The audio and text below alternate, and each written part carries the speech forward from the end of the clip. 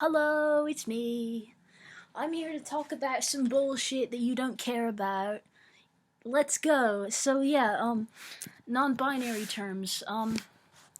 So uh if you want a less clunky sounding term to describe non-binary people, use NB. It's spelled ENBY, and it's like a pronounced version of like just the abbreviation NB standing for non-binary.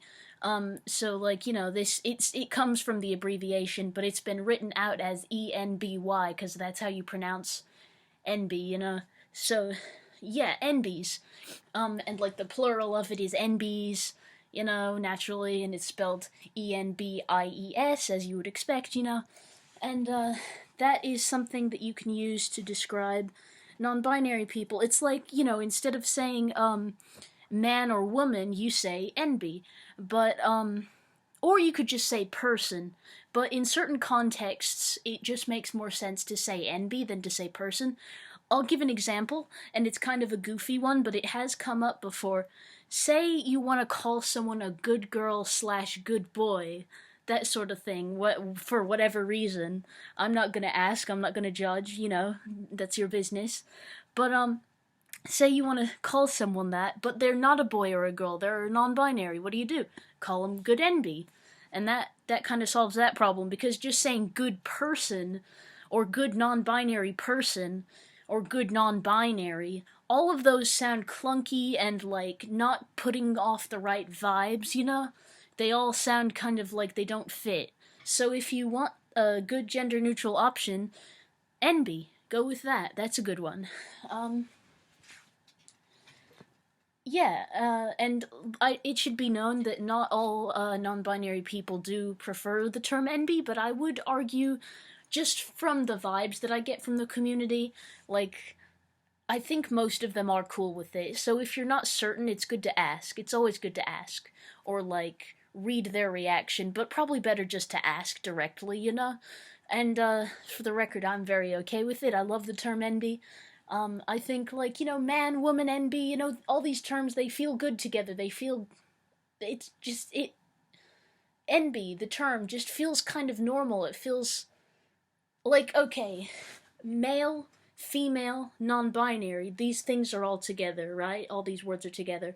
And then woman, man, NB. All of these words go together. You see, like, these are the patterns, these are the groups, the categories, if you catch my drift, man. If you get what I'm saying. Yeah, like, non-binary is an adjective, and NB is a noun, if that makes sense. And it does, it does. I feel like I don't want to be the person that says if that makes sense when I'm saying something that makes perfect sense. It just makes it sound like I'm not confident in what I'm saying. Like, I am confident, goddammit, I know what I'm talking about. God, why do I do this? Anyway, I've got another thing to discuss that I was thinking about, but let me take a sip of coffee first.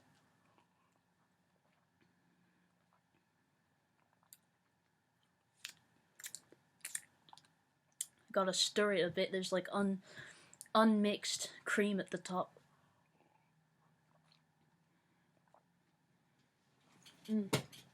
Alright, so another thing I was thinking about, and this one kind of disturbed me, and you'll understand why.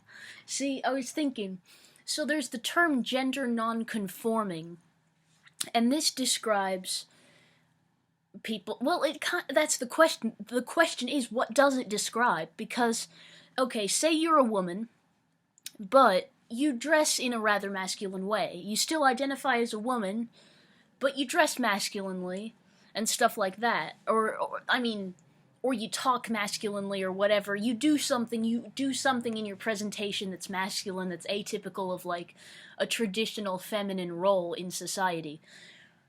So in that way, you're gender non-conforming.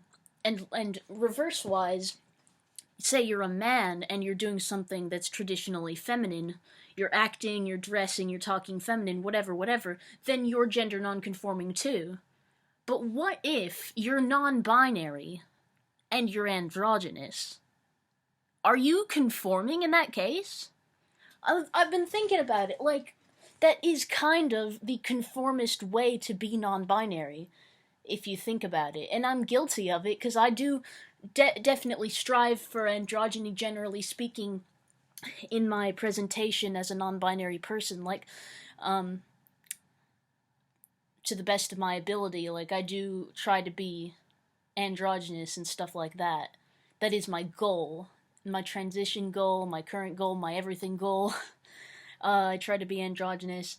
And, does that make me a conformist as an NB? I wonder, you know?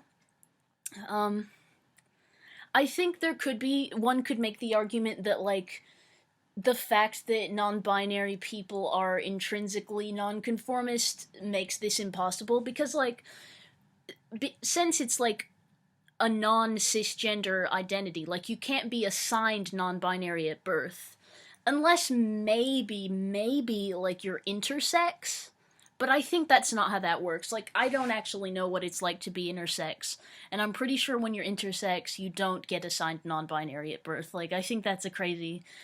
Well, I don't know. Maybe that does happen, but I'm pretty sure that doesn't happen.